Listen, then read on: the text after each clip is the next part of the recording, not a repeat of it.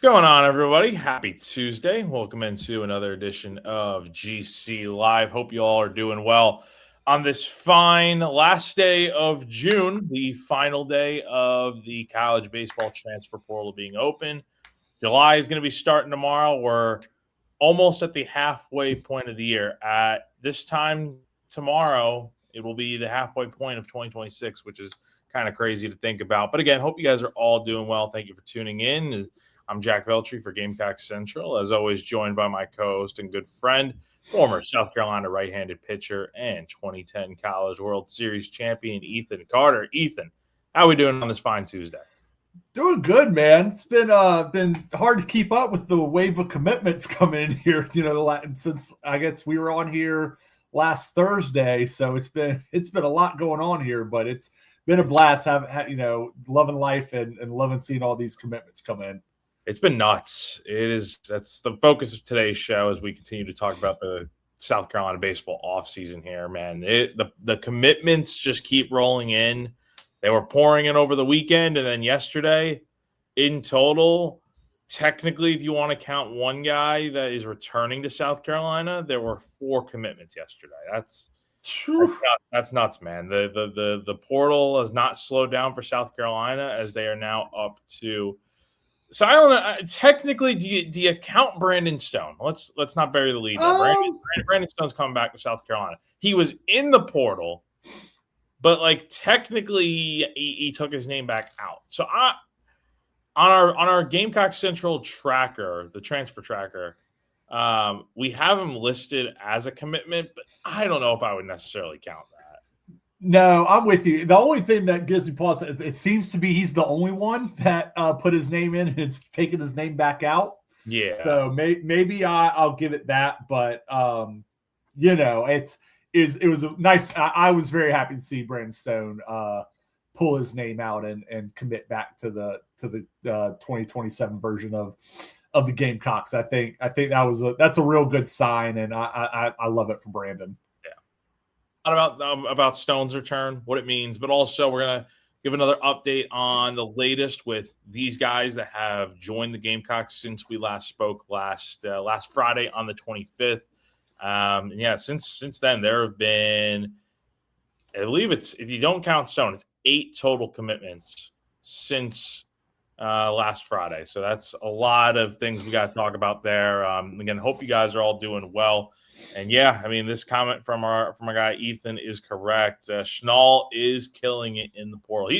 He's done a really good job, I think, of building this roster. I mean, at this point, the team, look, I thought the team was desolated after, everyone's hitting the portal. It's like June 8th, June 9th. South Carolina still hasn't hired a coach. No portal action. What are they going to do? And then ever since they've hired Schnall, these last 3 weeks have just been nonstop, man, to where they're bringing all these – they're bringing in a lot of guys from Coastal, but they have really gone out of their way to add guys from all corners of college baseball. And, yes, they've had a lot of Wake Forest guys come in with Bill Salento, but this is a roster that is very diverse, a lot of different guys coming in from different places. And only time will tell at this point how this team is going to look in 2027, but I think there's no doubt on paper this is a far better team than what we saw last year or 2 years ago. Yeah, absolutely. Like I said, I know there may be people saying, "Oh, well, it's just a bunch. It's a Coastal and Wake Forest hybrid team." Those are 2 pretty good teams, man. Those are some programs you'd want to kind of take that talent from. So.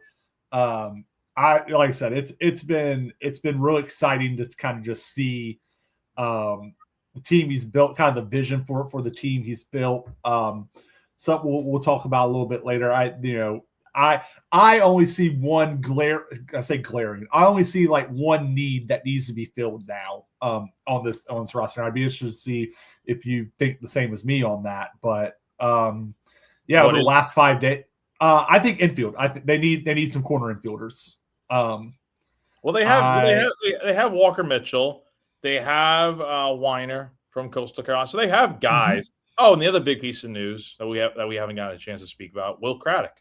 He is exactly going to Mississippi State. So, yeah, speaking of corner infielders, yeah, I'll let you go back to what you were saying in a second. I mean, I feel like they've got their infield set right now. I think definitely they could always add another guy. They've really loaded up on the pitching this cycle for yes. sure. I wouldn't also discount the fact of like Weiner being a true two-way. I mean, the guy, he didn't pitch at all this year, but like he throws up to like 97. So I mean, there's something there. I think they could definitely use another infielder or two, though. Just somebody that can kind of play every position, like kind of like what a Patrick Evans was for you this year, and he's back on the team, obviously. So yeah, having someone else at that corner infield could definitely help. So, but anyway, continue. Yeah, no, like I said, I think that's really the only glaring thing I see. You know, I think because losing Will Craddock, I think anytime you lose a guy that, even though, like I said, as we talked about, he struggled as the year went on, especially in SEC play. But anytime you lose a guy with double-digit home runs as a freshman off your team, that hurts a little bit. So it is, for a team that didn't thump it a lot last year, I would like to see them add someone with a little capability in that department.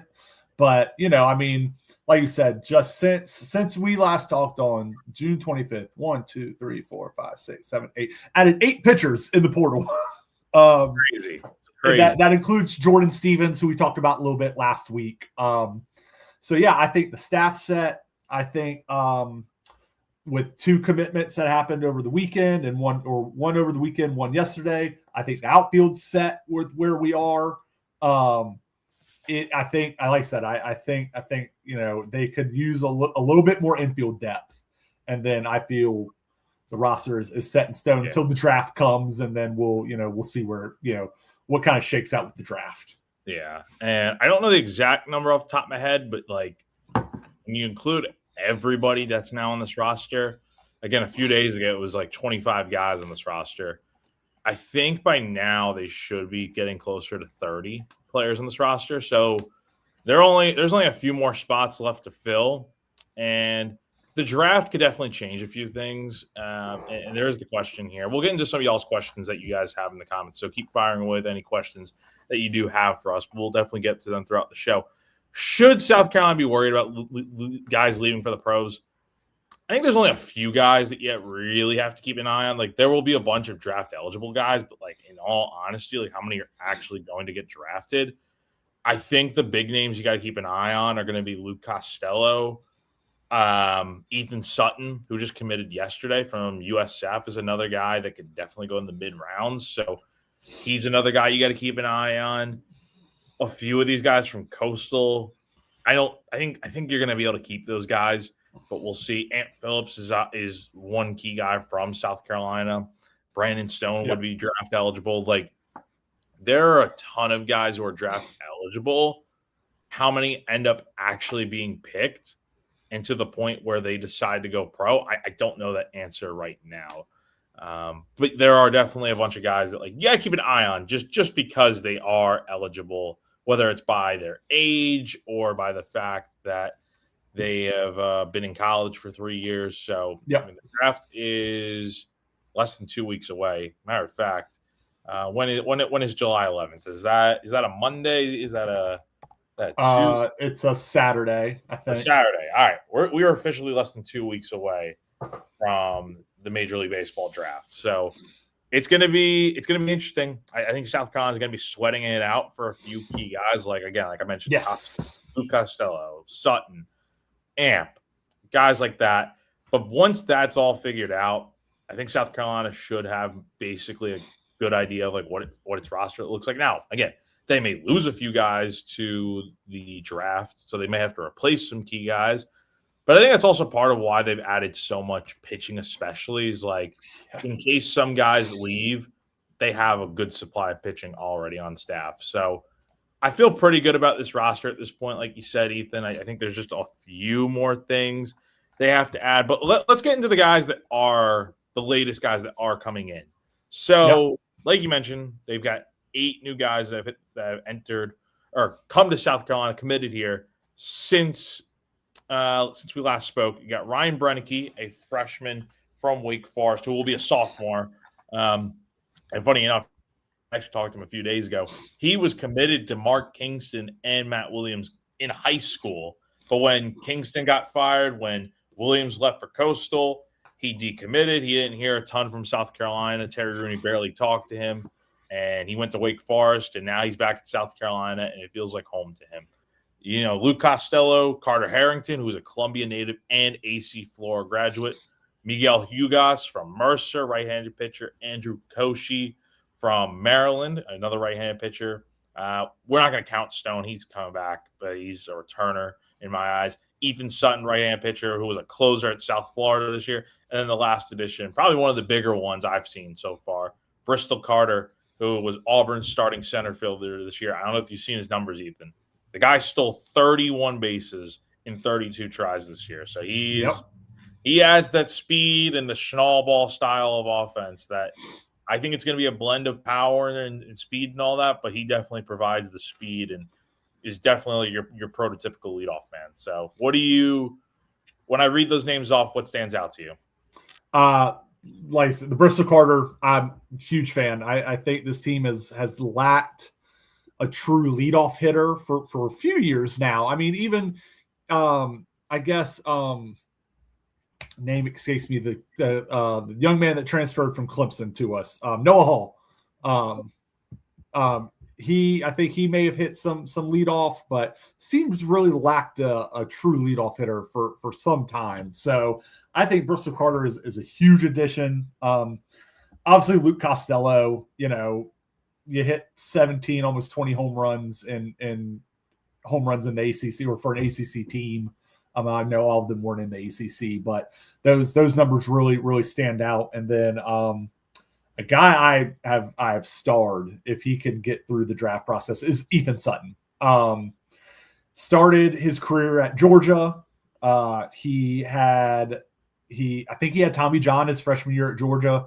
So he missed all that year, ended up transferring to USF, and had a really good year, man. I think the ERA was a little bloated. I think it was a little bit above a 4. But, struck out more than, his K plus 9 or his K per 9 was around 10. He strikes out at least 1 an inning when he's out there, a little bit more than that. Fastball's up to 97. That's the kind of kid that, especially in this new day and age of college athletics, where some of these guys are highly recruited out of high school, they go somewhere, and whether they get hurt or just something doesn't fit right, they decide to go to a school maybe not in the big conference. And then they kind of find their feet, and, you find those guys kind of find their footing, and now he's ready to take that step back into the bigger stage. I just think that's a running thing I think we've talked about has been South Carolina recruiting from some schools that don't necessarily play the caliber of baseball that, we're excited about, or they don't have that competition. This is a guy that has that pedigree. Again, he didn't pitch a ton at Georgia, but he has that pedigree. He was a top recruit. And I said, I'm very excited if Ethan Sutton can get on campus. I just think that along with, Jordan Stevens and a couple of these other guys, Dominic Carbone, I think you're seeing a bullpen put together, a staff put together that's going to rival a lot in the country. And it's got some power stuff. It's got some big fastballs. It's a lot to be excited about as I ramble on about pitching for 10 more minutes. It could be really, really good. And you mentioned Sutton there. He got off to a really rough start this year. Like his first outing against Illinois, he had 6 earned runs in his first outing. So, but after that, really pitched well. He only gave up 3 earned runs over from February 20th all the way up until April 21st. We're talking about 2 months where he only gave up 3 runs. His ERA this year was as low as 2.34. And then it kind of ballooned a little bit and skyrocketed up 2 runs over the next month and a half. He gave up 6 runs in an outing at East Carolina on April 26th. I mean, he started a few games this year, looked well. He reminds me right now of like Josh Gunther as a guy that right-handed pitcher, closer, had 9 saves this year at USF, but he also showed the capability to start some games. I'm very interested to see if he makes it to campus. I think he's a guy that this is one of the key guys you have to watch for with the draft, I think. Yeah. But if he does make it to campus, I wonder what his role really is. Is he a weekend rotation guy? Is he your closer? You do have Carbone in the back end of the bullpen too.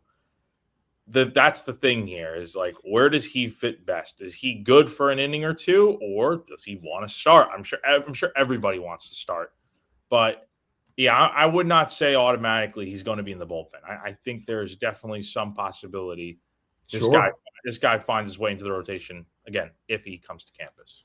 Yeah, no, I mean, like I said, I think that's been the thing, like you said earlier, that they've really loaded up on pitching this cycle, and I think some of it is I'm sure they are a little nervous about losing some guys to the draft. Just I think Amp Phillips is a name we've talked about for the last couple of weeks. I think if Amp were to go, then he very well may or if he were to get drafted, I think it would be a hard opportunity for him to pass up on getting into pro ball. But yeah, I mean, like I said, you just look at some of the names, and I think it's also going to be good that it's going to be good opportunities for some of these guys because, like I said, Hayden Johnson, Dominic Carbone, I think there might be another one. They're going to have some slow buildups in the fall. Like they're coming off surgeries, so they're not going to be out there. Like I said, I know I know the way camps are run now are a little different, but when I played, we were going inter squads and you kind of matched up with guys. And so, I remember the year after we won the first one, me and Michael Roth were lined up against each other, every inter squad. So those are the kind of things that guys are gonna get opportunities to prove that they can do it. And I just think that, they've really loaded up on some good arms, some interesting arms. It's not just run the mill guys who can throw some strikes. We got some real interesting tools and talent on this staff that I think Matt Williams is going to have a field day getting to tinker with, during the off season. Yeah, there's some. I think this pitching staff is just so much better than last year.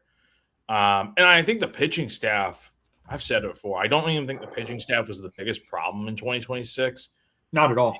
It's just, they did kind of falter a little bit down the stretch, but your starting rotation most weekends kept you in it. So, and you're getting right now, you could have 2 of those guys back next year with Stone, and we'll see what happens with Phillips. But you feel pretty good about having those guys back, and we'll see.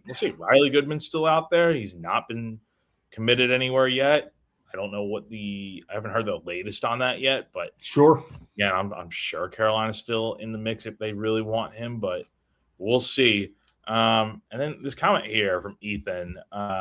Sounds like Bach might have lost a starting job. Way too early to say that. Number one, they've loaded up on outfielders, center fielders particularly. Evan Batone, he's a center fielder from Marshall. Bristol Carter, who committed yesterday, played center field at Auburn this season. Bach, obviously, as we know, is returning. He plays center field. And you have Luke Costello as well, but I believe he can also play first base. So that might be your first base solution there. I still think you're going to have to probably add another outfielder. But honestly, man, I think if you ran out an outfield of Carter, Batone, and Bach, I don't care where each guy plays. I think Bach needs to be patrolling center field. He covered a ton of ground out there this season. I don't think he's lost his starting job at all. It's just it adds more competition to that room to figure out, because I think all 3 are starters. Who's going to be the starter in center field is the question. Yeah, because Bristol Carter has some experience in left. Yes. I was reading up on him last night. It's eluding me where he started his career at. So he was at East Carolina. East Carolina. Yeah, East Carolina. He played some left field at East Carolina. And then he played a little bit of left field his first year at Auburn, and then last year he was the predominant center fielder. So he has experience out there. So, again, Tyler Bach's going to have to hit in the fall. I mean, Tyler Bach is it is not a slam dunk that he's in center field, but I think every opportunity is going to be there for him to win center field. And then to your point, maybe if Luke Costello makes it to campus, maybe Luke's your first baseman, and you have a place for all those guys in the outfield. But I'm with you. I think this team probably needs one more outfielder, one more infielder, and then we're kind of set with where we are. Depending on some draft stuff. Yeah, totally. I think they're pretty good. And speaking of infielders, they definitely could be adding another one here, as we have a comment here from Kid Natural, Texas Tech kid, ? Yes. So you've got Connor Schaus, who actually, I take that back. He's played outfield. I'm still learning about this guy, but he is expected to be visiting campus tomorrow on July 1st. So this is a guy that is currently viewed as the top transfer portal prospect out there right now from Texas Tech. He's from Georgia, so got some familiarity nearby, not too far away. This is a really good player that you would like to bring in if you possibly could. He raked this year out at Texas Tech, 10 homers, 66 RBIs, 18 doubles, 2 triples, hit 353 with a 1.026 OPS. I don't know why that was so hard for me. But he hit really well at Texas Tech this year. He is draft eligible at 21 years old, but sure. his sample size is pretty small in terms of this is the only season where he really did any damage. I mean, at Georgia Tech in 25, he hit 2 homers and 8 RBIs in 40 or 34 at bats. So we'll see. But he reminds me of somebody he's somebody that could play himself into a first round draft grade next year if he comes back to college versus maybe taking something a little bit lower. Like he's got that kind of profile to him. If he has another repeat year, he could be somebody that plays himself into a top 5 round pick versus whatever he might go this year. And I'm sorry, he's listed as there was conflicting reports. He's listed as an infielder on Texas Tech's roster. He's listed as an outfielder on Baseball Reference. So this would be another infield piece you could add to add to the team. He'd be a really good player to have in. He would definitely be between him, Luke Costello. I mean, you have thump in the middle of your order with those 2 guys right there. Yep. That's this could really be a good lineup. It already is a good lineup, I think, with the guys that you have on the team. But if they are able to get this kid to come, you feel really good. And keep him too with the draft. Yes. You feel really good about what he could do. No, again, we're not going to fall victim to getting real hyped about guys' previous numbers at previous places like we have in the past. But if Connor Schaus were to come on board, you'd have 3 guys entering your lineup that are 1-dot players, which is players with over 1,000 OPS. And Luke Costello was a 1-dot. Schaus would be a 1-dot, and I think Patone was a 1-dot at Marshall.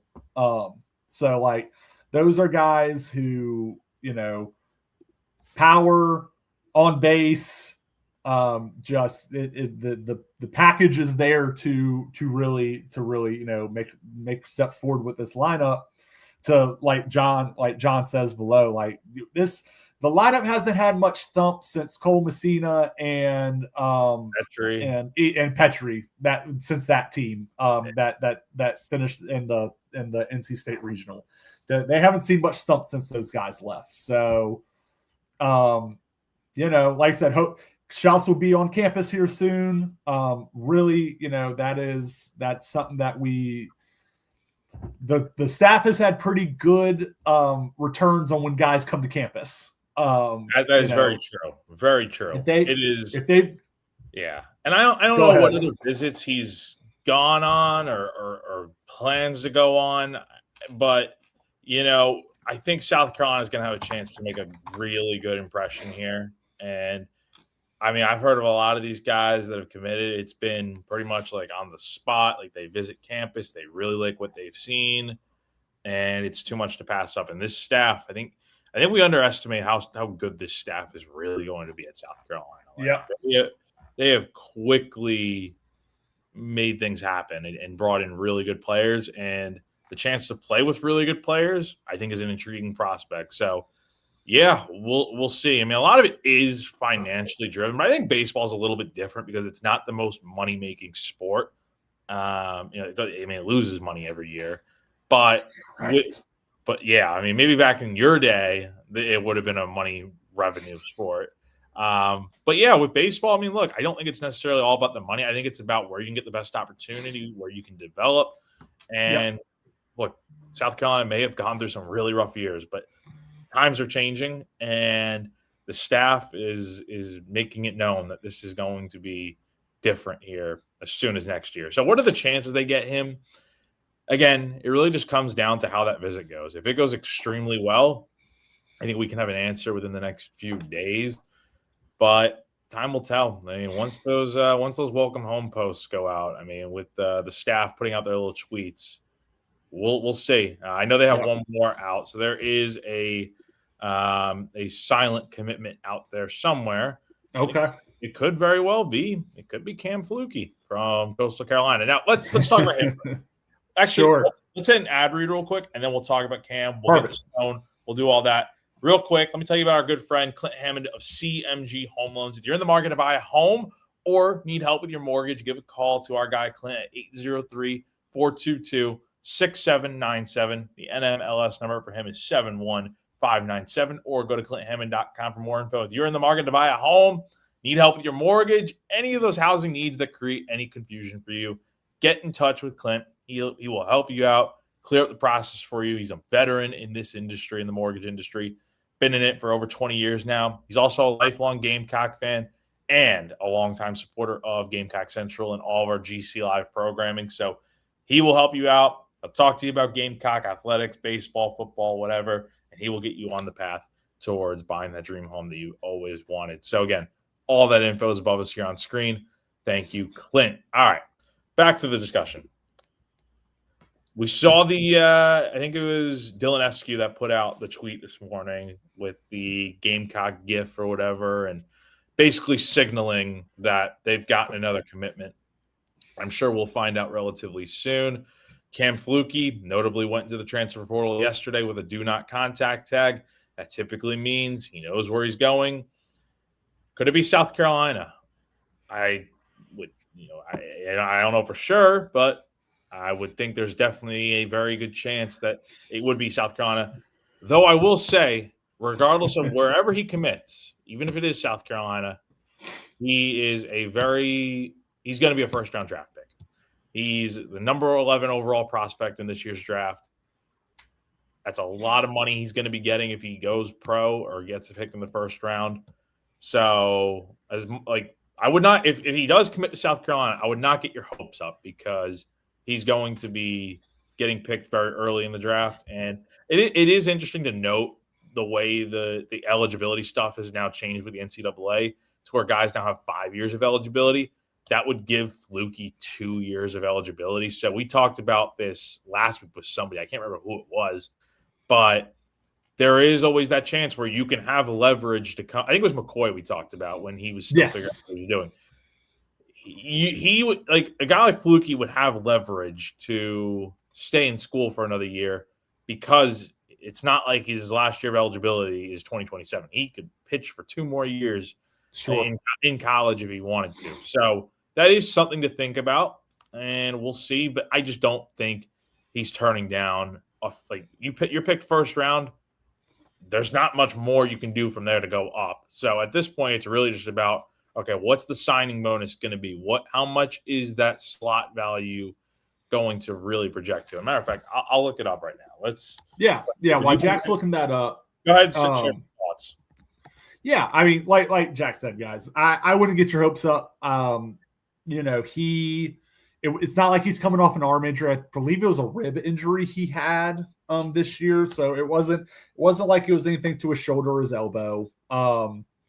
I would be floored if he made it to campus. I mean, he's that kind of talent. But I have the number here real quick. Yeah, so, go ahead. Okay. So let's say he gets picked number 11 overall, which is where that's his prospect rate ranking right now. The Nationals have the number 11 pick. The slot value is $6.1 million. Yeah. The White Sox have the first pick. They're going to probably pick Cholowski, probably. $11 million for the first pick. The Brewers at 25 is $3.6 million. And then you get into the competitive balance picks. Like the last pick before before the second round is the 37th pick to the Colorado Rockies. It's $2.6 million. So we're talking about if he's picked within the top 15, he'll be making over $5 million. I don't think that's something South Carolina can eat with. No. Like, I mean, it would never say never. Maybe he wants another year to develop after being hurt this year. He only pitched like 24 innings this year. Yeah. But this guy's a first-round pick. He's very talented. Look at what he did last year in 25, leading that team to the College World Series. I mean, he's a very good pitcher. And, again, if he commits here, great. But I don't know how long he's really going to be committed. So, and I think you use a commitment somewhere as somewhat like leverage to some degree. Like it's going to be like that for a lot of guys, not just him. But I'll say this: I would feel good about him committing here, but making it to campus in the fall, I don't think so. Just to be quite frank. No, I'm 100% with you on that. No, he, like you said, he could use this commitment and whatever, is being financially offered him by South Carolina, he could use that in whatever negotiations he will have with the team that drafts him. But yeah, I would absolutely say with pretty good confidence that he'll be in a minor league system next, or by the end of the summer. So, like I said, awesome pitcher, awesome player. If he commits here, that'd be great. Doesn't hurt to have a commitment from a player like that. But when you're talking about millions of dollars, it's just, and again, I know I'm beating a dead horse, or I'm, a record on repeat with the possible changes to draft capital and everything the CBA is trying to do. There might not even be a draft next year. If you're making that kind of money, man, you get in while the getting's good before it changes. So that's the thing. And the deadline to sign a contract, I don't know the exact date. I was literally just looking it up just now while you were talking. So this is just according to Google. I'm not super familiar with this sort of question, so forgive me on that end.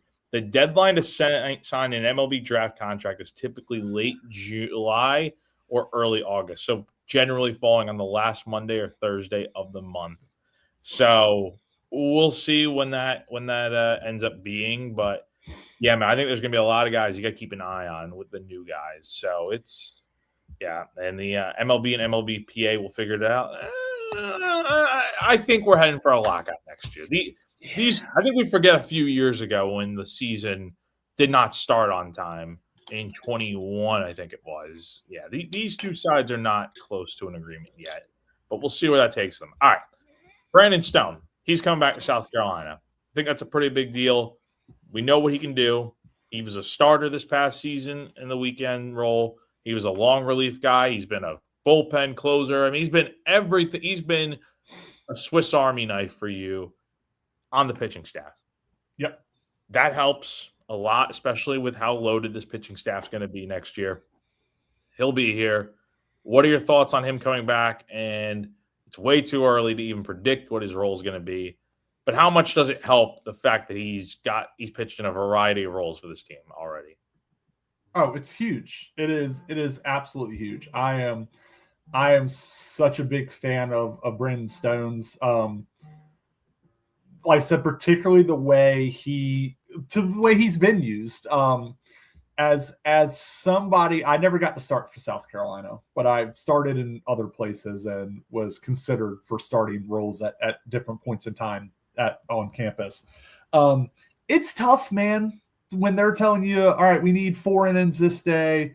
All right, but now we need you to be ready to bounce back and throw, 1 or 2 innings, 2 days later. And then, you know what? Actually, you were so good in those 4 innings. We're now going to start you, the next week. Man, that's a lot. That's not easy. It is not as easy as you would think. So having a guy that is such a team player like this, you never saw it on his face that he was frustrated. You obviously never heard him speak out about being frustrated about any type of change in his role or anything like that. So I'm a huge fan of Brenton Stone, and I think it is a real win for this pitching staff to have somebody like him be able to come in and do whatever's necessary. And those guys are invaluable to staffs because they kind of patch holes when some other guys might need a day or might need a weekend. That happens. Guys come in like I need a weekend. So I think I'm very excited about Brenton Stone being a part of this team. And I think, as long as he, makes it back to campus, with the draft and everything, I think he's going to play a huge role in whatever role he fills. Because he can fill so many. So I'm extremely excited. Yeah. So when you look at guys that are coming back on this team, you got Bach, Cromer, Evans, Marlott, Parks, and now Stone. I don't think I'm missing anybody on that end. I don't think you are. Running through the roster real quick. I think most guys have figured out what they're doing. Amp's the only other one I would say at this point that come back. He hasn't entered the portal. I don't think he's going to enter the portal. Yep. Today's the last day. Again, the portal closes at midnight tonight, so that'll be it for guys to enter. And then, it really is just waiting on the draft at this point to see. Most guys at this point have made their decision from the 26 team. A lot of them, there's only a few stragglers left that haven't figured out what they're doing. And again, just because the portal, we talk about this every week, when the portal closes, that does not mean you can't add more players to your team. South Carolina will be making additions probably after July 4th still. Like, they're going to be adding to their roster, continuing to do so. And they may need to add more pieces after the draft in a few weeks. So, again, the portal closes tonight, but that does not mean you can't make more additions to your roster. It's just players cannot enter the portal after tonight. Once it's closed for them to enter. So we'll see on that. And real quick before we continue, one more ad read we need to talk about is Rytech Electric, which is locally owned, based in Lexington, and has been serving the Columbia and Midlands area since 2007. Whether it is a last-minute repair before moving in or a full wiring package on your latest build, Rytech Electric partners with the Carolinas' top production home builders and keeps everyday homeowners powered as well. A flickering light or dead outlet can derail your morning routine, and their same-day service and 1-year warranty means you'll never hunt for extension cords again. From turnkey new construction wiring to fast-friendly service calls, Rytech has you covered every step of the way. Give a call today at 1-803-303-8274, and a real person will pick up. Tell them Gamecock Central sent you on over. So thank you, Rytech. All right. Now that we have talked a lot about this roster, we've talked about the new guys coming in. Now the question is, just like last week, what else do they need to add? When we get on here next week, at some point, we'll talk more about the latest additions and what else is coming. We're going to preview the MLB draft heading into next weekend and what to look for with that. But I will ask you point blank, where else would you like to see them make more additions between now and the next time we talk?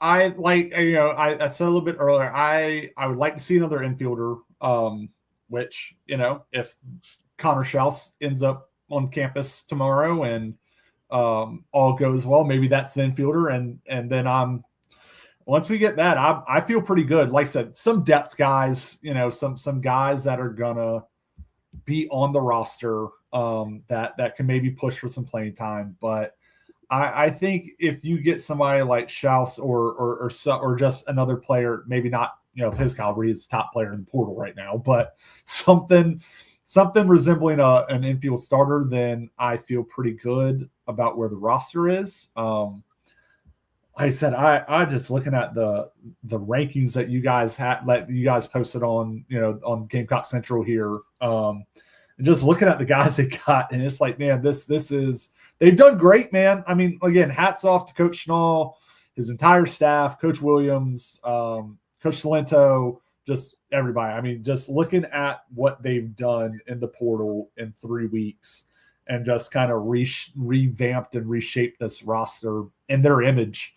I'd be hard pressed to find a negative word to say. So far, until the season starts and we figure out which guys are performing, which guys are not. That's the mistake. I feel like, and it's not just us. Everybody makes. I mean, fans, everyone. These guys get all hyped up, and then it's like, oh yeah, they can't hit SEC pitching or they stink. I mean, that you hope that's not the case, but I think it's a bit. This is not the old staff. The new staff. They will continue to get the benefit of the doubt and the trust of the fans until proven otherwise. But it's shaping up to be a good roster. At this point, I feel like the only things really left you have to add. Maybe you add another pitcher. Wouldn't shock me at all.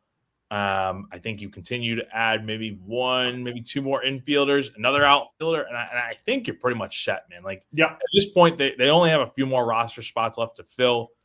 We'll see what happens with the draft. That could change things, but they are in a very good position right now as the month comes to a close. So, I will say one more. Maybe another catcher. We've seen the catching depth get a little beat up. We still don't know about Guadinho if he'll be drafted. So I will amend that. I would like to see another catcher. Doesn't have to be somebody that's couldn't necessarily play every day. Andrew Costello apparently is tearing up the Cape right now. The last time I checked, he's doing very well. Him and his brother are playing out there in the Cape. You got E-Step to be the kind of the guiding force of the staff from the catching standpoint. But I would like to see one more catcher added. He's hitting over because without. I'm gonna put some figures on here. We're wrapping up, so I just want to leave you all with this. I'm not going to say names. If you want to know the names, sign up for Gamecock Central, guys. We got Jack and the guys over at the Big Spur. Everybody's putting up some great stuff about the baseball offseason, but we've got 4 guys committed that are in the top 100. We've got 7 from the top 250. 8, I think it's 8 in the top 2. You're talking about 64 analytics. Yeah, it's 8 in the top 250 players committed, which is pretty good. And guys, this does not include 2 guys that had played this past year would most definitely be in the top 250. I'd say top 100 in Hayden Johnson, Dominic Carbone. Yes, I think if either one of them pitched last year in any capacity, they'd be top 100 transfer portal targets too. So. The Gamecocks are being graded well on their additions, and that is with those 2 guys being ranked outside the top 1,300. So I am stoked with everything they've done. I think like I said, there's still some room to improve, and obviously we'll see what the product looks like when the season rolls around. But I am excited. I'm ready to. These guys got me ready to watch some Gamecock baseball again. Got to wait. But no, it's been exciting, and like I said, hats off to the staff. Those guys have really come in and taken this job very seriously. Yeah, looking forward to seeing what else they do. So it's gonna do it for us. We do have a fun question here. What is everyone's plans for 4th of July? Well, I will be on vacation starting tomorrow. Going out to Charleston for a week. My birthday is actually on Saturday, so that will be a lot of fun. 4th of July birthday. So it'll be fun celebrating the 4th, America 250, all that good stuff. The hot dog eating contest is going to be on.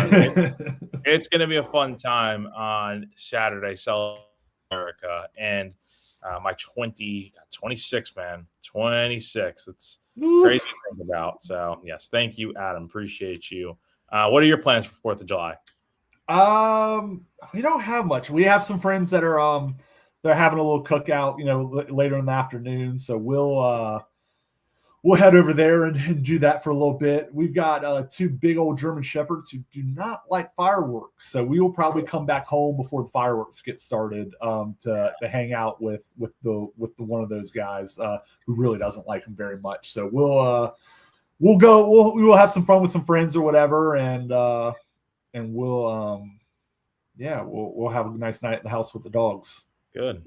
Adam, I'm glad you think I look good for being 26. The fact I'm honored to think that I actually look my age, and that I don't look like I'm like 50 or something. So that's good, man. I'm enjoying. I'm soaking up the last, what is it, 5 days of being 25.